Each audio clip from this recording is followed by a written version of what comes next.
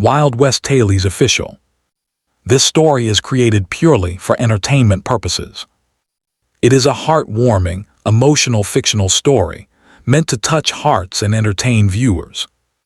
If you enjoy emotional cowboy stories like this, please subscribe to the channel and stay connected for more stories.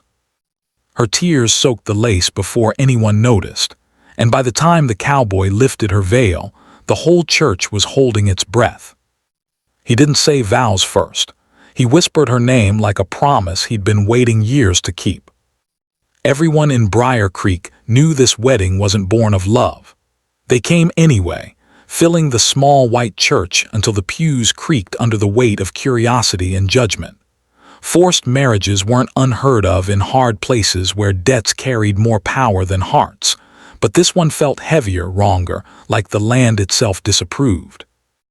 Eliza Crowley stood at the front in borrowed silk, hands folded so tightly her fingers ached.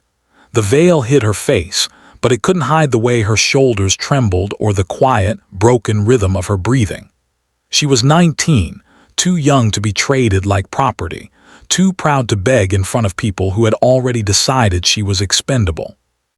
Her father stood 2 rows back, eyes fixed on the floor.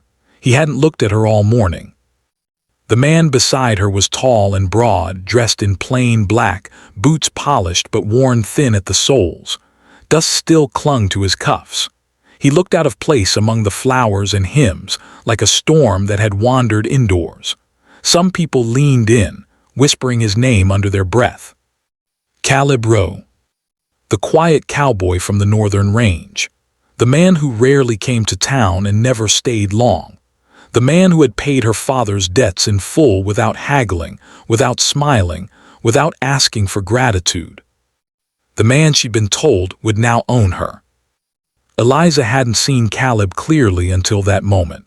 She had kept her eyes on the floor as she walked down the aisle, focused on not stumbling, on not breaking completely. She had expected indifference at best, cruelty at worst. What she hadn't expected was stillness. Caleb didn't fidget, didn't glance around to see who was watching. He stood like someone bracing against a strong wind, shoulders squared, jaw set, eyes fixed on her veil as if it held answers only he could see. The preacher cleared his throat and began. Words flowed past Eliza without meaning. Duty, honor, obedience. They piled on her chest until breathing felt like work. Tears spilled freely now, soaking into the lace, blurring the world into a dull ache of white and gray. She told herself to endure, to survive this the way women always had, to disappear quietly inside herself where no one could reach her. Then Caleb moved. It was subtle, just a shift of weight, but she felt it the way you feel a change in the weather before the sky darkens. His hand lifted, hesitated, then gently took the edge of her veil. The preacher stopped mid-sentence. Gasps rippled through the church. Caleb lifted the veil slowly like it was something fragile, something alive. When her face was revealed, streaked with tears, lips trembling despite her effort to stay composed, the room went painfully quiet.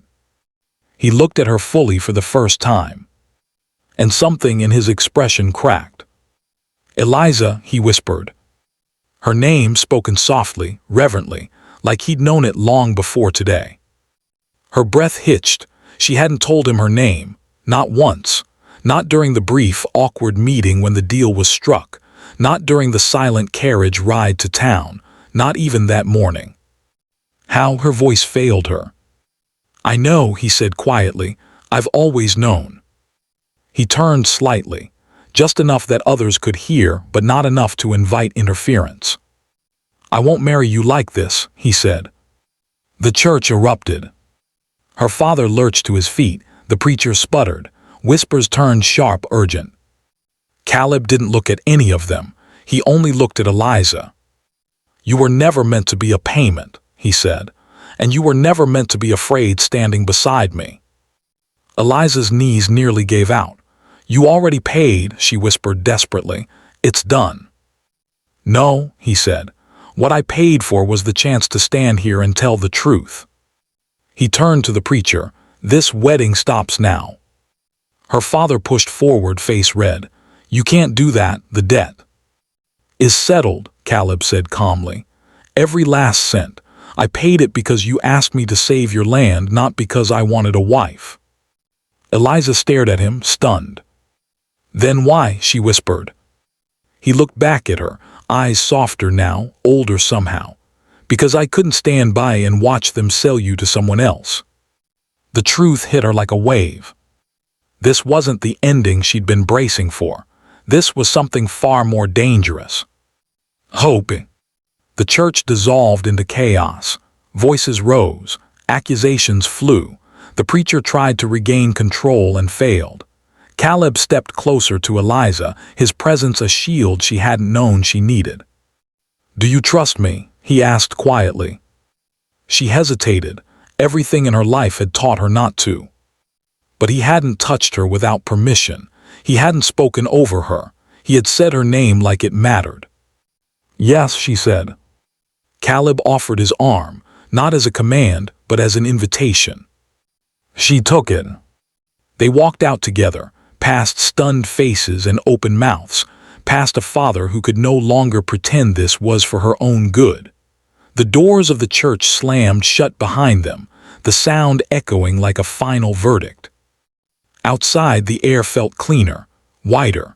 Eliza gulped it in like she'd been underwater too long. Her legs shook. Caleb guided her to the steps and sat beside her, keeping a careful distance. "You're safe," he said. "No one will force you again." She laughed, a broken sound.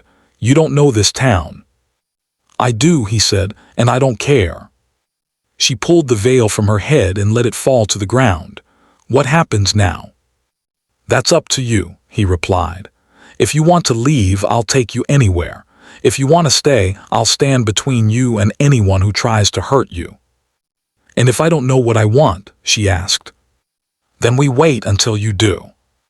They rode out of Briar Creek before sunset, not as husband and wife, not as savior and saved, just two people refusing to accept a cruel ending.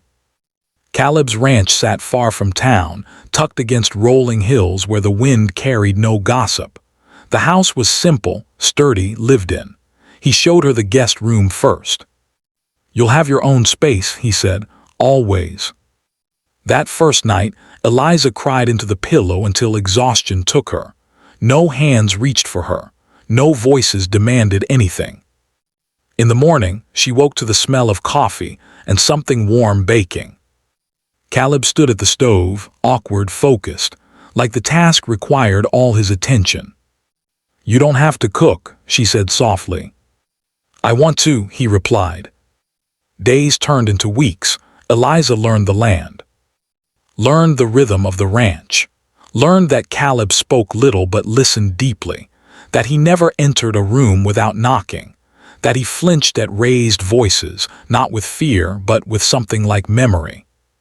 One evening, sitting on the porch as the sun dipped low, she asked him the question that had been burning since the church. "Why did you really come for me?" He didn't answer right away. "I met you once," he said finally. "Years ago, you were a girl arguing with a merchant over a bolt of cloth. You wouldn't back down.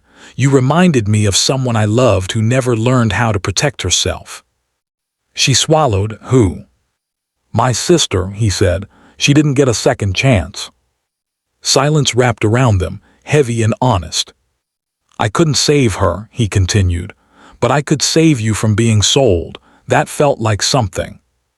Eliza reached out, hesitated, then rested her hand on his arm. He stilled but didn't pull away. "Thank you," she said. Spring came. The town slowly realized Caleb Rowe hadn't been bluffing. Anyone who came looking for Eliza was turned away calmly and firmly. Rumors died when they found no purchase. One evening, months later, Eliza stood in the doorway wearing a simple dress she'd sewn herself. "Caleb," she said, "would you walk with me?" They walked to the same place he'd first shown her the horses. The sky blazed orange and gold. She faced him, heart pounding. "I wasn't ready that day in the church, but I am now." He searched her face. "Eliza, you don't owe me." "I know," she said. "That's why this matters." She took his hands. They were rough, warm, steady. "This time," she said softly, "if you lift my veil, it won't be to save me." His breath caught. It was to choose her. And when they married again, quietly, under an open sky, no one cried because she was being given away. They cried because she finally was. The second wedding had no guests and no debts waiting to be paid. It happened at dawn, when the sky was pale and honest and the land hadn't yet decided what kind of day it would be. The grass was wet beneath Eliza's boots. A breeze moved through the cottonwoods like a held breath. Caleb stood across from her without a jacket, without an audience, without fear that someone would interrupt and claim ownership over either of them. There was no veil this time. Eliza's hair was loose, falling over her shoulders in a way she'd never allowed before. She wore a simple cream dress she'd sewn herself, the stitches uneven in places, the fabric soft from use. Her hands shook, not from terror, but from the weight of choosing something real. Caleb watched her like the moment mattered because it did. No preacher rushed them. No crowd waited for tradition to take its due. When he spoke her name this time, it wasn't a rescue. It was a question. "Eliza," he said quietly. "Yes," she answered just as softly. That was enough.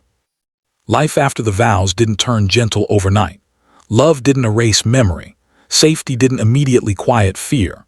Eliza still woke some nights with her heart racing, convinced she'd hear shouting or feel hands pulling her where she didn't want to go. When that happened, Caleb never reached for her unless she asked. He'd sit on the edge of the bed, grounded and present, reminding her with his voice that the door was locked. The house was hers, and no one would ever trade her again. Some mornings she woke before him and watched the way his face softened in sleep, the lines of tension easing just enough to reveal the man beneath the armor.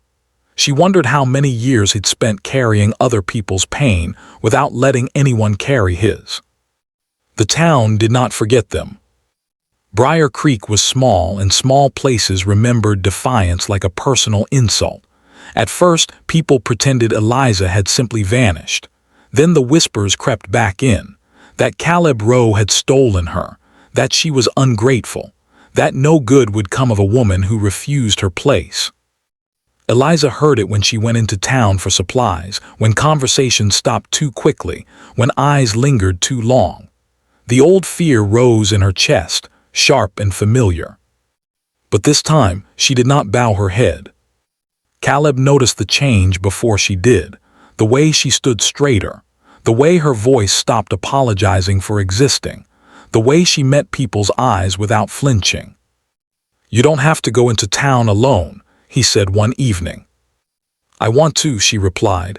"I need to know I can." He nodded. "I'll be close." She didn't need him to be, but knowing he was there mattered. Spring deepened. The ranch came alive. Eliza learned to ride properly, not perched carefully like a guest, but balanced and sure like someone who belonged. She learned the names of the cattle, the moods of the land, the sound of approaching weather. She learned that strength didn't always roar. Sometimes it stood quietly and refused to move. One afternoon, a wagon arrived unannounced. Eliza saw it first from the porch. Her chest tightened. She knew that wagon. The cracked wheels spoke of desperation, not purpose. Her father climbed down slowly, hat in his hands, shoulders curved inward like the land had finally bent him. Caleb stepped out beside her without asking. "I came to talk," her father said, eyes fixed somewhere near the ground. Eliza felt the old reflex urge her to shrink, to brace for accusation. Instead, she stayed where she was.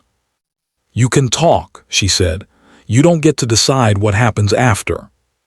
Her father looked up, startled by the firmness in her voice. "I was wrong," he said. The words sounded rehearsed, but the shame did not. "I told myself I was saving us. I didn't think." "No," Eliza said, "you didn't." Silence stretched. The wind moved through the grass. "I don't forgive you," she continued, heart pounding but steady. "Not today, maybe not ever, but I'm done being afraid of you." Her father swallowed. "I don't expect forgiveness." "Good," she said. He left shortly after. No shouting, no collapse, just an ending that didn't reopen the wound. That night, Eliza stood at the sink longer than necessary, hands submerged in warm water, staring at nothing. Caleb approached quietly. "You did good." She turned, eyes bright. "I was shaking the whole time." "That doesn't mean you weren't strong." She laughed softly, then leaned into him without thinking. This time he wrapped his arms around her immediately, steady and sure. Love came to them not as a thunderclap but as a series of choices. To speak instead of retreat, to listen instead of assume, to touch with care rather than claim.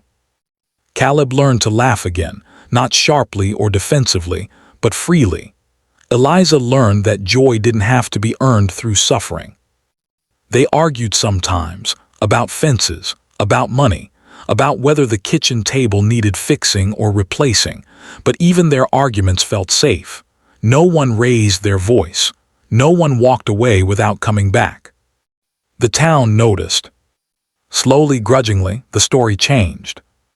People saw Eliza riding beside Caleb, not behind him. They saw her running the books, negotiating prices, refusing bad deals with calm authority. They saw Caleb defer to her judgment without embarrassment or pride. When a young girl from town showed up one afternoon with a bruised wrist and nowhere to go, Eliza opened the door without hesitation. "You can stay," she said before the girl even asked. The girl cried into her shoulder like Eliza once had, and something deep and final healed. Years later, when the church in Briar Creek needed repairs after a storm, Caleb and Eliza helped rebuild it. Not because it had treated them kindly, but because the future mattered more than the past. On the day the work was finished, the same preacher who had once rushed through vows heavy with obedience stood awkwardly beside them. "I owe you both an apology," he said. Eliza considered him carefully, then nodded. "Make sure you do better next time." He smiled sadly. "I will." That evening, as the sun dipped low and the land glowed gold, Eliza stood with Caleb on the porch of the home she had chosen, not been assigned. "You know," she said, "I used to think being lifted out of pain meant being carried." Caleb looked at her. "What do you think now?" "I think it means being seen," she said, "and being allowed to stand." He took her hand, threading his fingers through hers. "And I used to think saving someone meant fixing what was broken," he said. "Now I know it means refusing to break them in the first place." They stood there together, not perfect, not finished, but free. And in a town that once watched a girl cry beneath a veil, the story finally ended the way it should have begun. With her name spoken not as a claim, but as love.